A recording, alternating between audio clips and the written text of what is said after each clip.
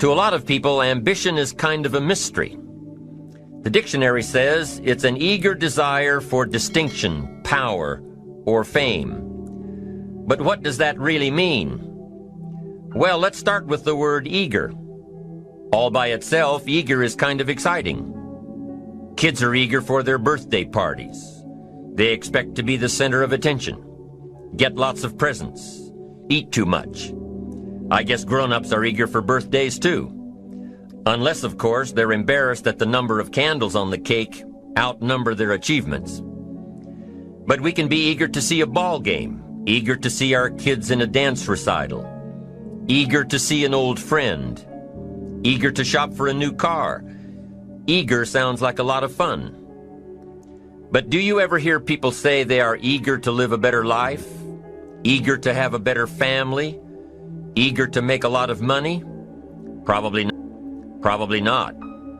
And that's a problem. Because how I see it, living a better life, having a better family, and making a lot of money takes an eager desire.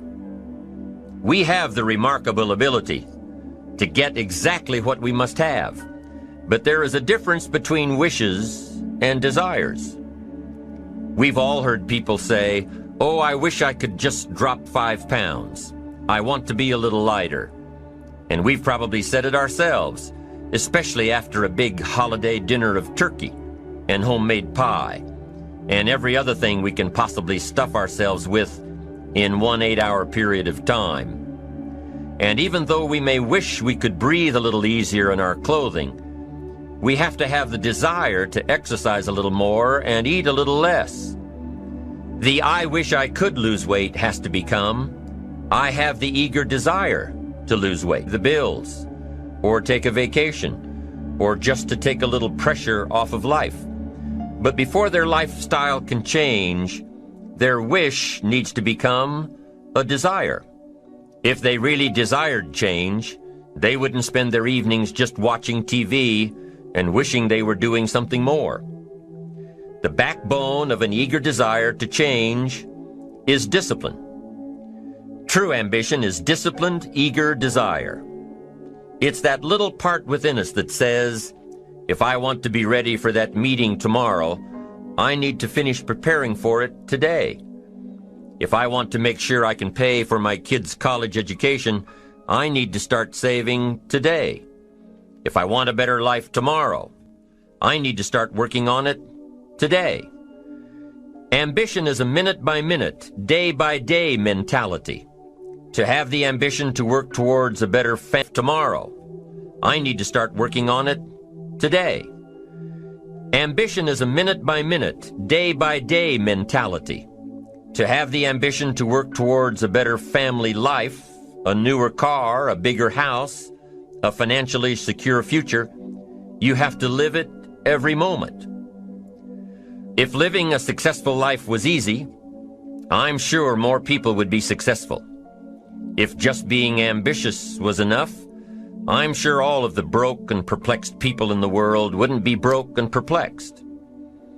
While most people spend most of their lives struggling to earn a living, a much smaller number seem to have everything going their way.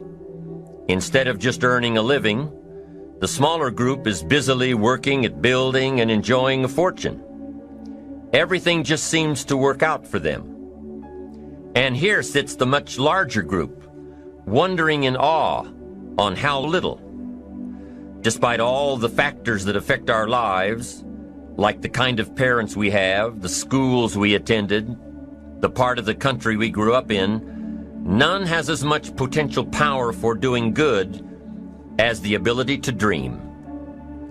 Dreams are a projection of the kind of life we want to lead. Dreams can drive you. Dreams can make you skip over obstacles. When we allow our dreams to pull us, they unleash a creative force that can overpower everything in our way. To unleash this power, though, your dreams must be well defined.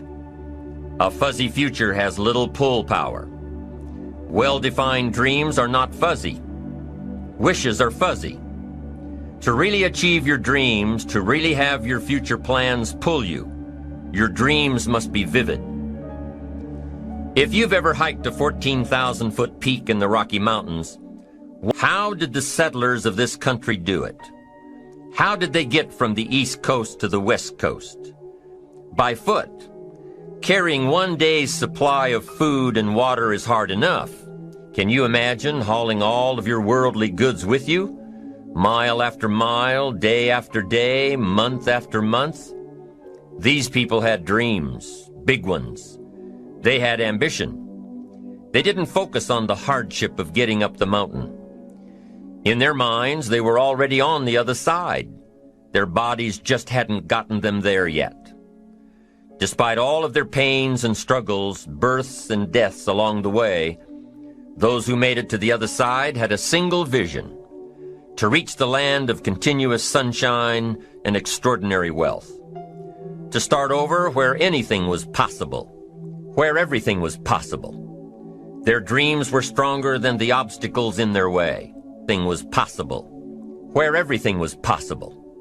Their dreams were stronger than the obstacles in their way. You've got to be a dreamer. You've got to see the future finished in advance. You've got to see California while you're climbing 14,000-foot peaks. You've got to see the finish line while you're running the race. You've got to hear the cheers when you're in the middle of a monster project. And you've got to be willing to put yourself through the paces of doing the uncomfortable until it becomes comfortable. Because that's how you realize your dreams. Our great country was founded with dreams. They've always been important. Dreams are what caused thousands of people to leave their homes and families and start over in a land where anything was possible. To this day, dreams continue to bring people to our land of opportunity. To a country where you can start with little. I sometimes wonder why so many immigrants who come to America can build a new life and a fortune while many of the people who were born here are barely surviving. They have a dream, a defined goal, ambition. Aside from the pioneers that crossed the prairies and the mountains to reach their vision of hope and future promises, there are other amazing examples of how ambition has shaped America. Take Ben Franklin, for instance. When most people think of Ben Franklin, they remember the kite and the lightning bolt and the discovery of electricity. What a lot of people may not know is that Ben Franklin was one of the first writers to address self-making. When Franklin started Poor Richard's Almanac in 1732, he used the blank spaces between the crop data and the weather information to insert clever bits of moral and practical advice. I'm sure you've heard the saying, fish and company start to stink in 3 days. Well, that was one of hundreds of Ben Franklin's comments on life. Another was, diligence is the mother of good luck. You know, it's amazing how hard-working, smart-working people have all the luck. We sometimes hear of a brand new musical group, an overnight success. They must have been in the right place at the right time, knew the right people, had a friend to help them out. But if you've ever watched an interview with some of these folks, you'll probably hear that their overnight success took several years. Diligence is the mother of good luck. Now, in addition to these witticisms, Ben Franklin gave us 3 principles of success and ambition that have withstood the test of time. Number 1. Happiness doesn't come hammered out day by day. What Mr. Franklin is saying here is that we must be happy with what we've got when we're in pursuit of what we want. Too often we say, oh, I'll be happy when I just get that promotion. I'll be happy when I just land that contract. I'll be happy when I just have more money. I'll be happy when I just. Just what? You won't be any happier when you reach your goals than you are right now. It just doesn't work that way. Abraham Lincoln said it best. He said, you'll be as happy as you make up your mind to be. Right now, whether you're on your way, whether you've already gotten there, you'll be as happy as you make up your mind to be now. Right now. Being happy on the way doesn't mean you can't aim for great things. After all, look at everything Franklin accomplished in his lifetime. It means that big achievements come one small advantage at a time. It means that you've got to enjoy the journey. It means that you must enjoy and take pride in your little accomplishments. It means enjoying who you are becoming in pursuit of your eager desire, every day, every single day. Ben Franklin's second principle said that life is plastic. Within each of us is the power to mold ourselves and mold our environment. It is up to each of us to begin this molding process with a final product in mind. And it is within our power to work it and form it every minute, every day, every month, every year. By using your mind and your abilities and your attitude to work a little each day on molding your life, you'll soon see how magnificent your small advantages each day, the little steps it takes to build up to success. Principle number 3, success is a pleasure. Success is a pleasure. If what you are doing today isn't satisfying, gratifying, guess what? You're really not successful.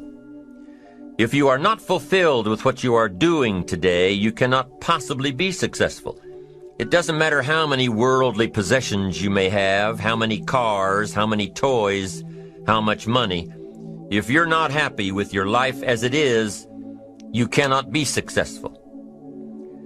Now, I know that success is a relative term. It means different things to different people. To a school kid, success may mean a star on top of his latest test. To a homemaker, it probably means that she has a well-run household and a wonderful family. To an outside professional, has a well-run household and a wonderful family.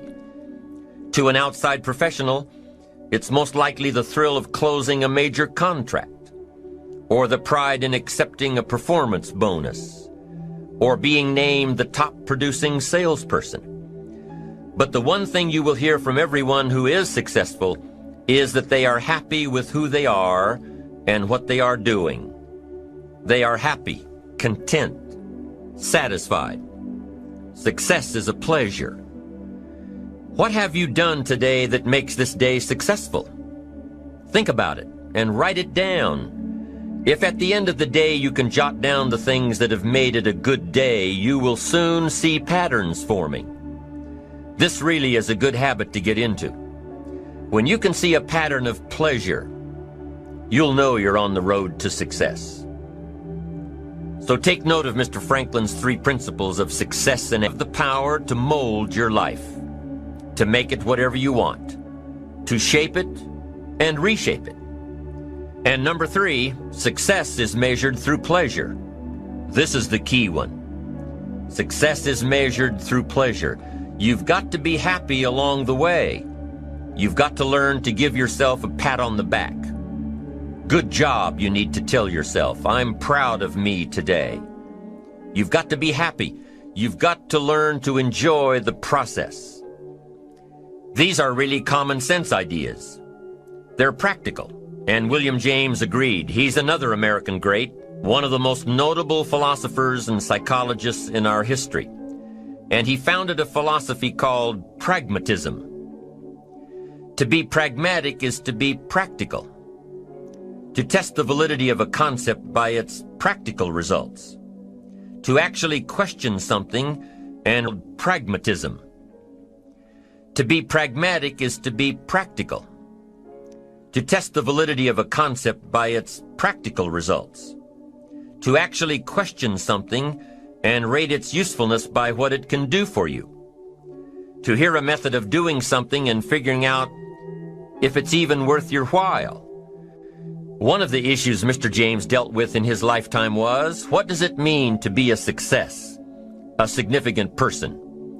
After years of pondering this question, William James described success as a combination of 2 things. Number 1, an inner ideal which is followed persistently with courage. And number 2, outer achievement related to that ideal. Let's go back to number 1. An inner ideal which is followed persistently with courage. I take that to mean goal and having the resolve to complete it. No matter what, I'll do it or die.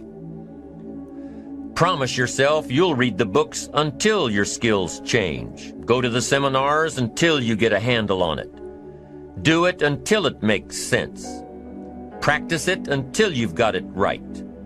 Don't give up until you get where you want to be, however long that is. Step by step, piece by piece, book by book, seminar by seminar, do it until. Go for it.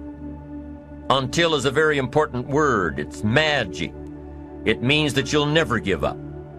Don't miss the chance to grow, to pay the price. Until you learn, change, grow. You'll discover some of life's great treasures when you pay that price. William James' second part to success dealt with the outer achievement related to that ideal. You need both aspects to really be a success. But what Dr. James realized about his philosophy of success was that the first part is indeed more important than the second.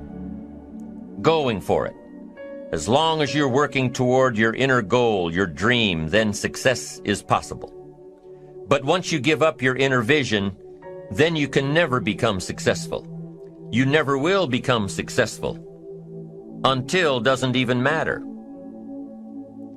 Now, maybe the person who's been working on a project for 10 years can be successful in his own right, if he's honestly working toward it, doing everything to make himself worthy of reaching the dream, really happy with where he is, doing it until. Then maybe he is a success. It's a personal thing. Going for it one step at a time. Going for small accomplishments along the way for however long it takes.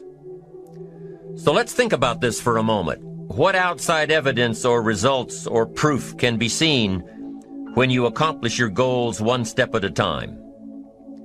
You'll start to see things change around you, little things, not major things, but little everyday things, things you may not even notice unless you are paying attention. If you're one of those who'd rather stay up late and get up late, only to discover that your workplace doesn't fit your schedule, and you roll out of bed cursing the alarm clock every morning, maybe you could start with the little change of going to bed half an hour earlier than normal. And maybe you'll see, in time of course, you can't train your body overnight, maybe you'll find out that you jump out of bed in a better mood to work with after all. It all starts by making one little change and adding to it every day. You see, you can't change what's going on around you without first changing what's going on within you.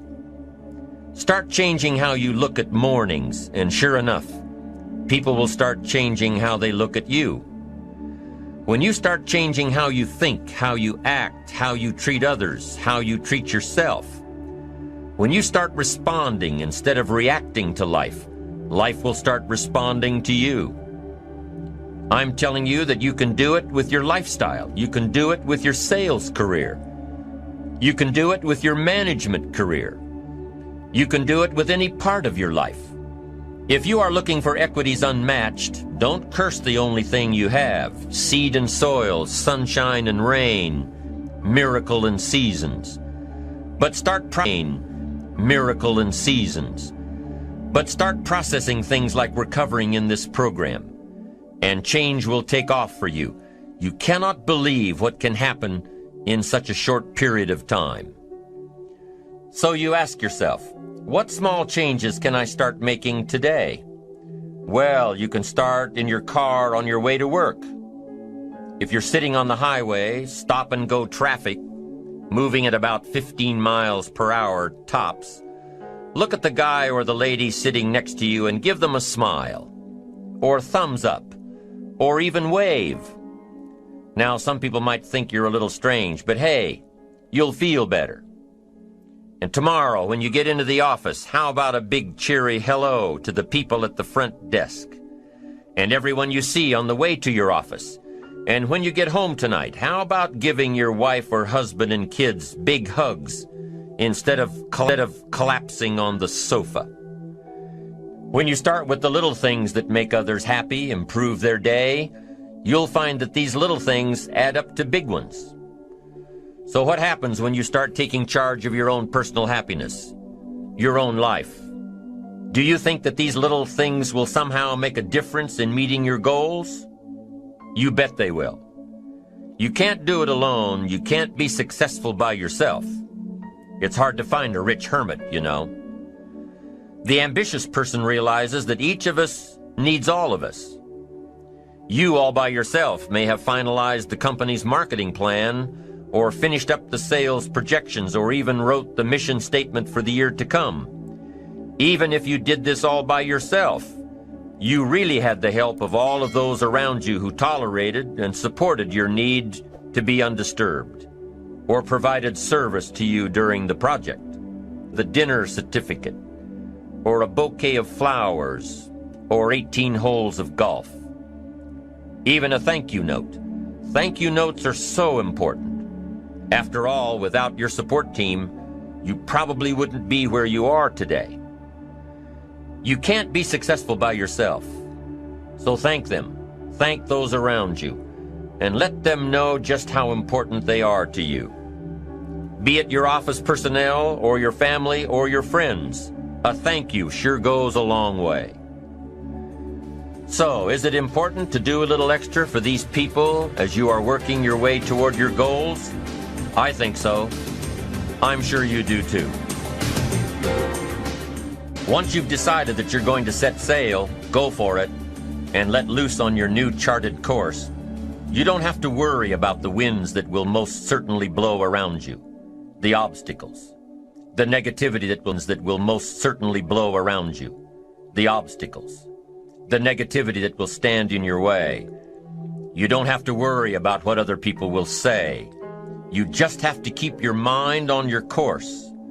Those winds may blow fast and furious, but if you know your path, if you know where you are going, they will help push you toward the dreams and goals and treasures that you have already decided you're going after. Your goals will push you forward, ahead of the stormy weather. There are some amazing people around that we can learn from today. People who have already braved the storms and come out on top.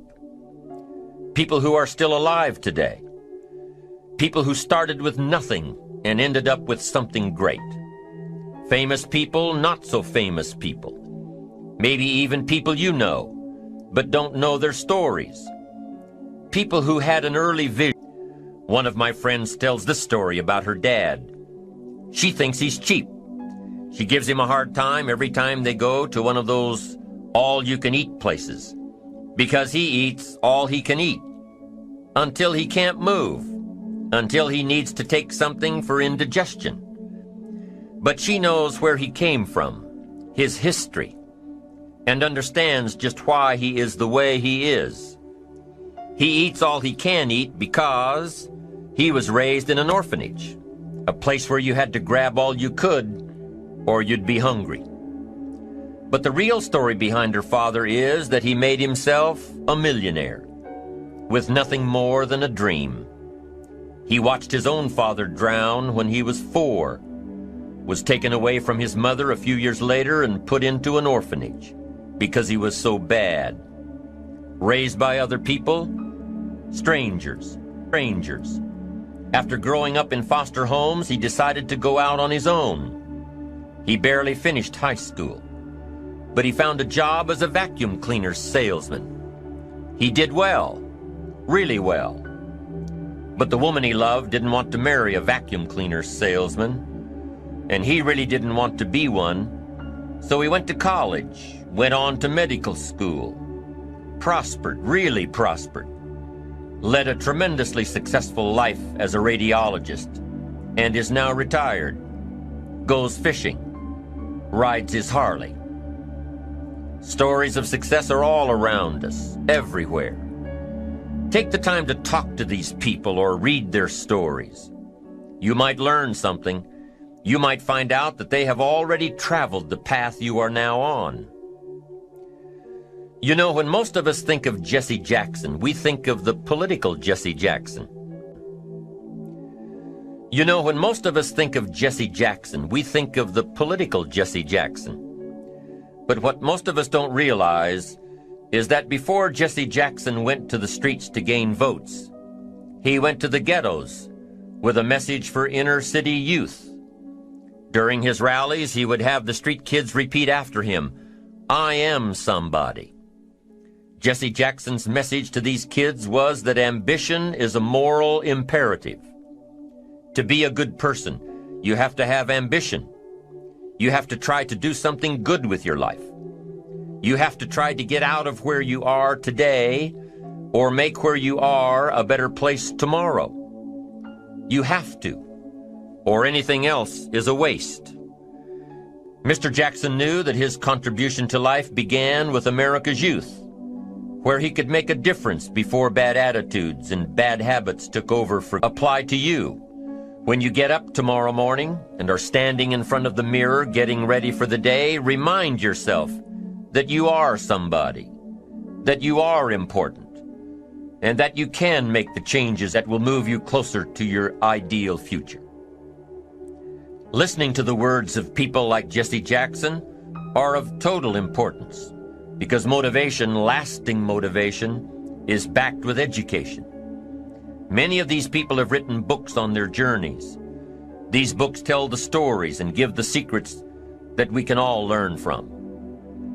Let's say you decided to take a trip, just a short one, maybe for a weekend.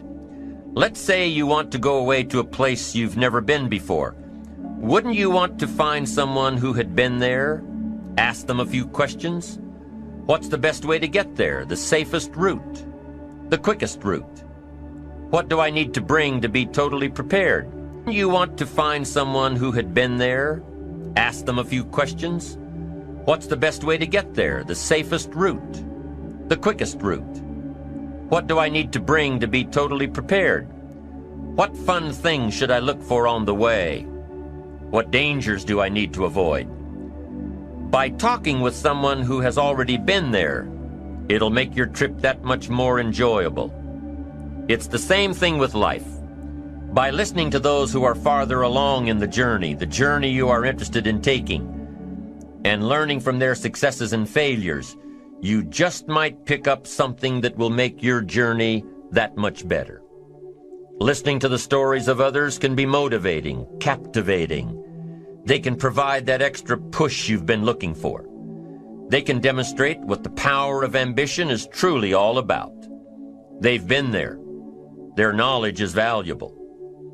And when you won't have to look elsewhere to get pumped up, turned on, charged up. With the right knowledge behind you, you will learn how to motivate yourself. With the right knowledge, you will find yourself becoming inspired on your own, by your own learning, by your own discovering. You won't have to hope that somebody comes along to turn you on in the morning. They might not show up. You'll find that your journey of pursuit is the best alarm clock in the world. Joseph Epstein wrote a book called Ambition. In his book, Epstein defines ambition as the fuel of achievement. He says that everybody has a need for achievement, to do well, to get somewhere in life, to be better, to achieve. Achievement means moving forward.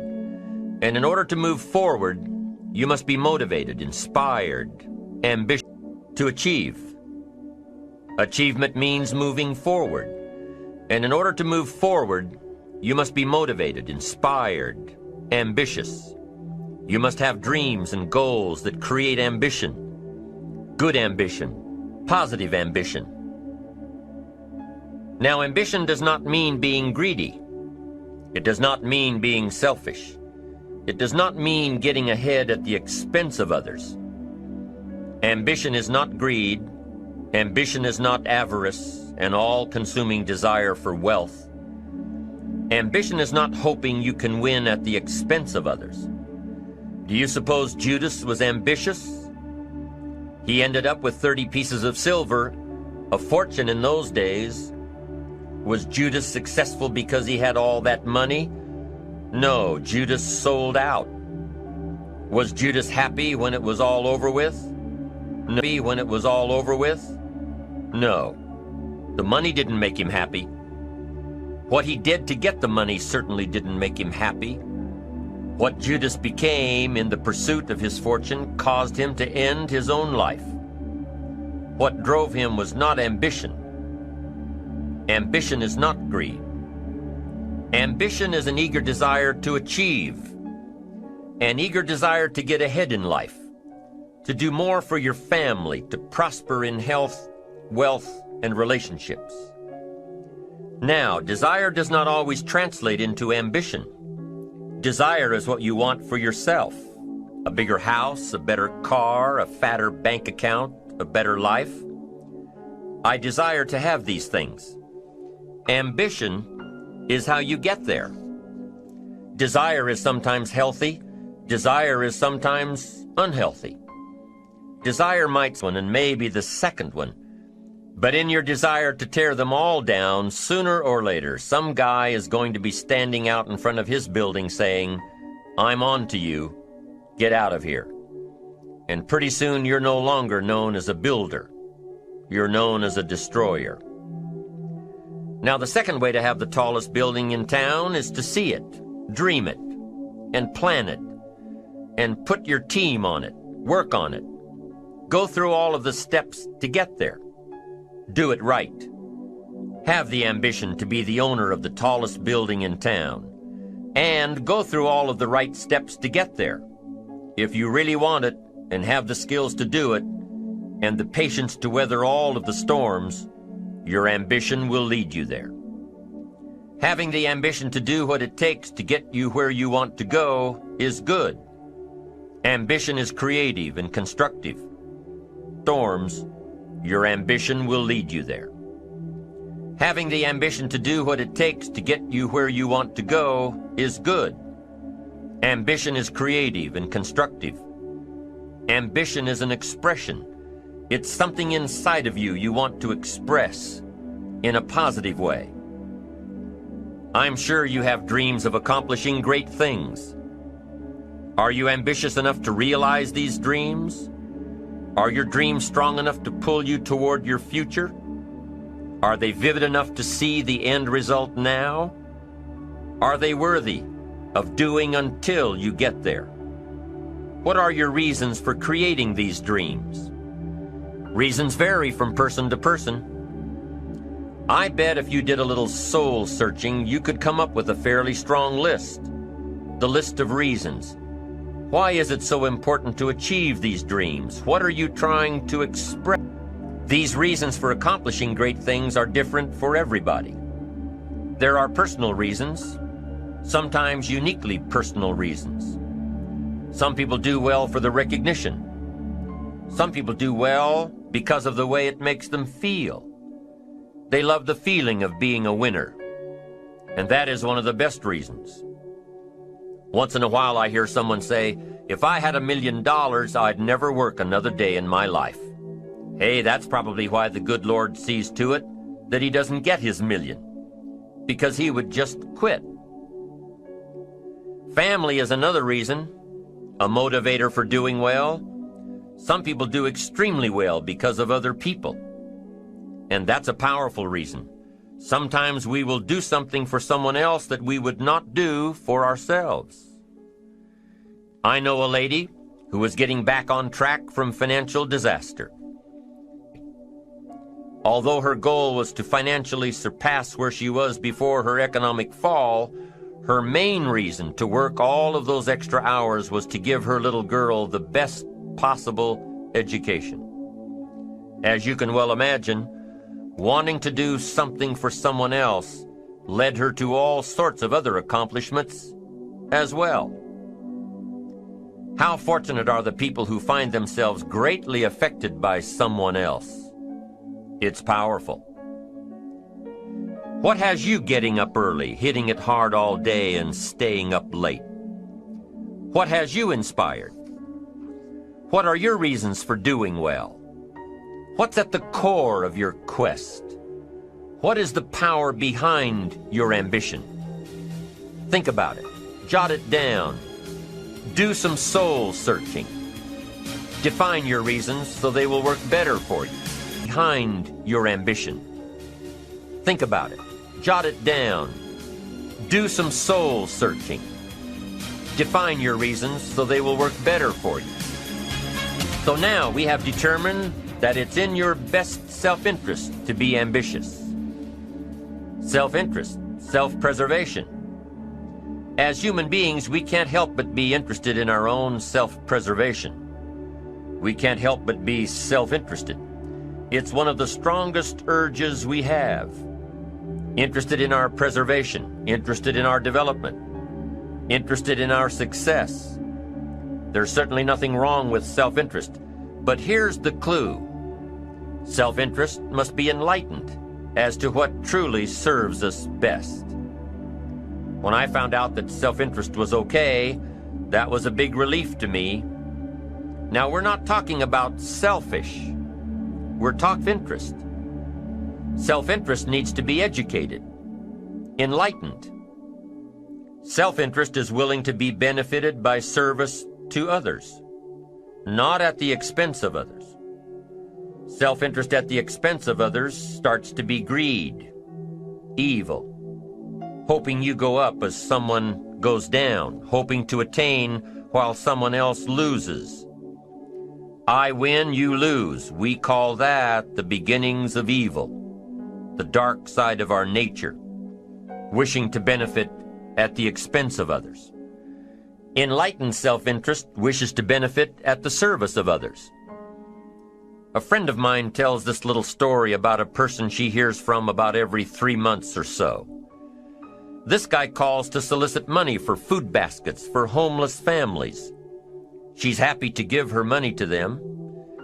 She was unfortunately homeless from out. But after the second or third time this guy called, same guy, after the second or third time he called, she started talking to him about other stuff.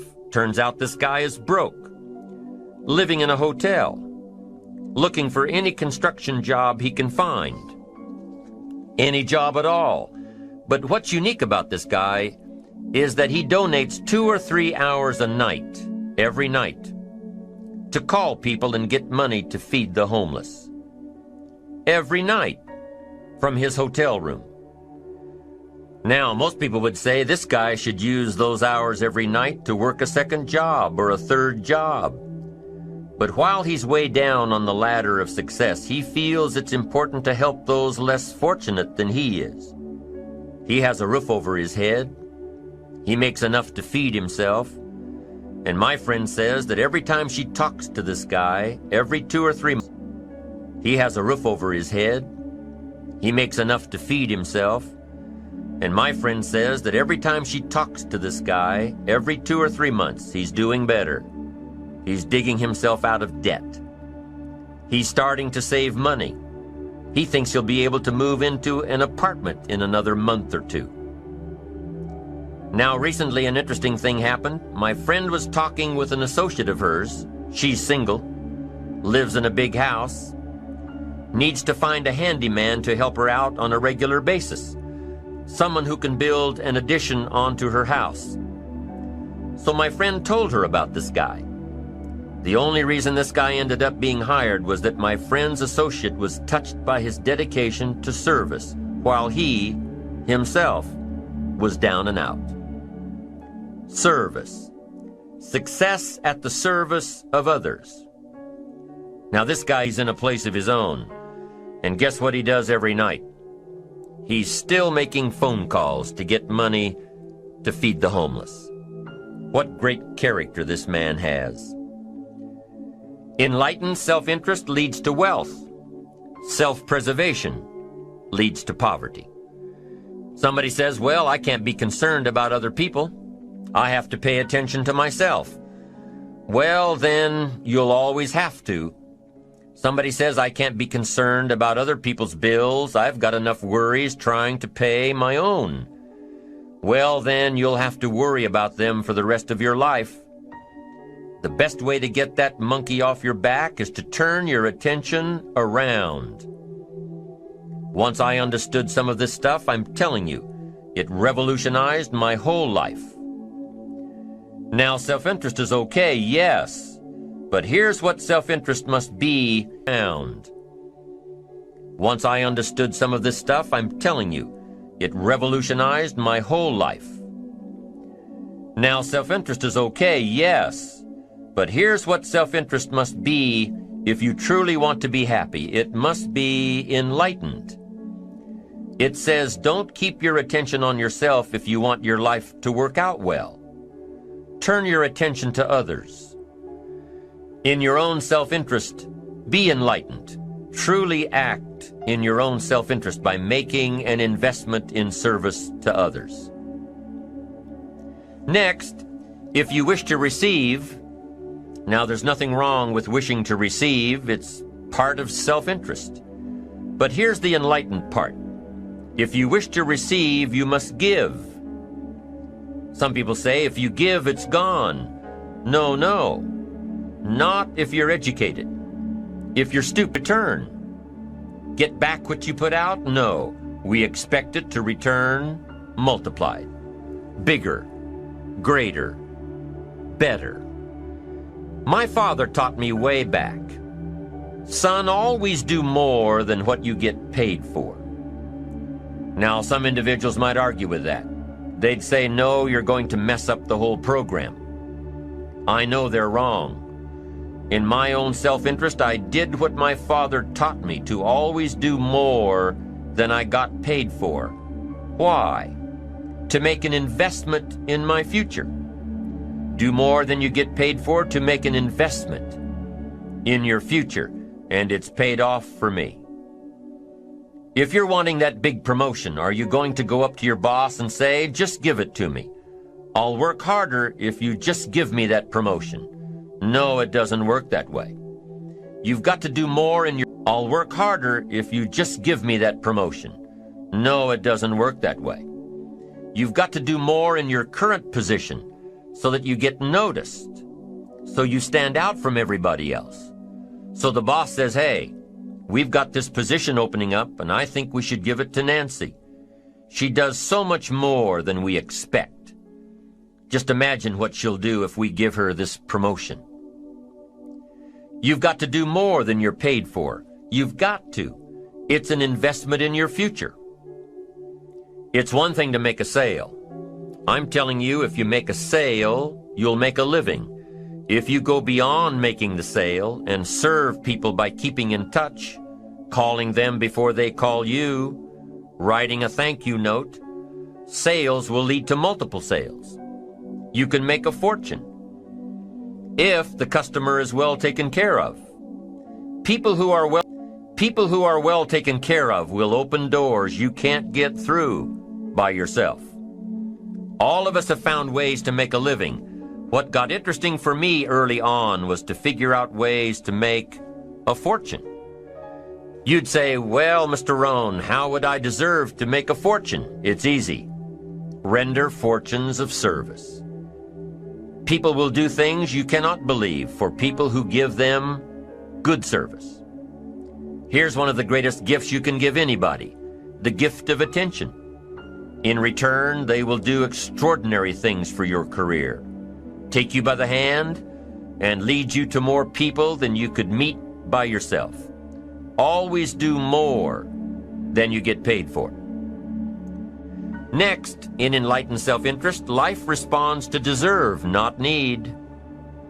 Life responds to deserve, not need. What we deserve. Once you understand that little life principle in your own self-interest, I'm telling you, it's life-changing. The ancient law does not go like this. If you need, you will reap. No, it doesn't work that way.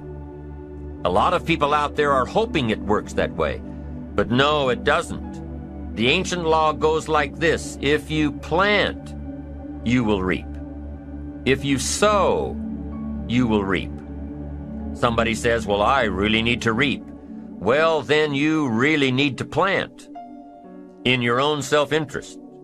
Your own self-interest needs to be educated in how to plant, how to do it so everybody wins, because life doesn't respond to need. You can't go to the soil and say, I need a crop. The soil just smiles at you. And here's what the soil says. Don't bring me your say, I need a crop. The soil just smiles at you. And here's what the soil says. Don't bring me your need, bring me some seed. Bring me some effort. Bring me some discipline. Bring me some interest. Bring me some service. Bring me these things, and I'll return to you multiplied by 2 times, 5 times, 10 times. You can't come with need. You've got to come with seed. You've got to come with willingness. You've got to come with skills. You've got to be willing to learn, willing to change, willing to grow, willing to put yourself out, willing to stand up to the bad weather, willing to pull out the weeds, willing to nurture. That's the only way you get a return. Once you understand these principles, self-interest now truly becomes an exciting challenge. Self-interest makes sure that everybody wins. Now here's another one. If you want to find, you must search. And if you search, you will find. In order to find, you must search. You must go to church. You must go to the seminar. You must go to the library. You've got to go to the bookstore. You've got to go to the class. You've got to go to the training. You've got to go searching. Why? If you search, you will find. You'll find ideas. You'll find inspiration. You'll find hope. You'll find contacts. But you've got to be out there, on the search, on the look. Life reserves its treasures for those who deserve it, not those who need it. Enlightened self-interest, giving so that you will receive, searching so that you will find, making sure that everybody wins all the way around. Enlightened self-interest needs to be educated. Enlightened self-interest says, I will learn that life is not just the passing of time. I will learn that life is the collection of experiences, ups and downs, highs and lows, laughter and tears. You must decide to act. You must have the discipline to act. Now here's what's important about discipline. One discipline affects another discipline. All disciplines affect each other. In fact, here's a good philosophical phrase. Everything affects everything else. Nothing stands alone. Don't be naive and say, this doesn't matter. Of course it matters. It all matters. Some things may matter more than others, but everything matters. Everything matters. If you'd rather sleep in than go for a walk around the neighborhood, pretty soon it will matter. If you'd rather spend your money instead of saving it, pretty soon it will matter. If you'd rather put off a letter to an old friend instead of corresponding regularly, pretty soon it will matter. If you'd rather work late every night instead of going home and spending time with your family, pretty soon it will matter. It all matters. Every letdown affects the rest. If you won't walk around the block, you probably won't eat right. And you probably won't buy the books. And you probably won't attend the seminars. And you probably won't spend your money wisely. And after years of this, it all adds up. So the key to reversing this process is to start picking up the disciplines. It does matter. It all matters. Now, here's the positive side. Every new discipline affects the rest. Every new discipline makes a difference. That's why action is so important. The smallest action, the least action, the action that you won't think will matter, it all matters. Take it. Because when you start accomplishing and the value starts to return, you'll find inspiration to do the next one and the next one and the next one. If you start walking around the block, it'll inspire you to start eating right. You start eating right, it'll inspire you to get a book. You get a book and it'll inspire you to get a journal. You get a journal and it'll inspire you to develop some skills. Disciplines affect each other. Lack affects the rest of your life. The key is to diminish the lack. He says, it'll just affect my sales. No, it'll affect your consciousness. It'll affect your philosophies. It'll affect your home life. It'll affect everything. No, you can't ease up a bit. That's what vacations are for. When you're at work, work. When you're on vacation, rest. Wherever you are, be there. If you think about vacation when you're at work, you'll surely think about work when you're on vacation. You'll just mess it all up. So be disciplined. Get involved. Do all that it takes to get the job done. Get your health back. Get your bank account where it's supposed to be. Get your family in order. Get disciplined, be disciplined every day. When you set up the disciplines that give your life structure, miracles can happen, multiplied. And I'm telling you, anybody who every day, when you set up the disciplines that give your life structure, miracles can happen, multiplied. And I'm telling you, anybody who wants to make a drastic change in their income can do it. I was broke at age 25 and a millionaire at age 31. Everything around me was the same. I changed. I refined my philosophy. I read the books. I took the classes. Started looking at life a little differently. I'm telling you, it worked.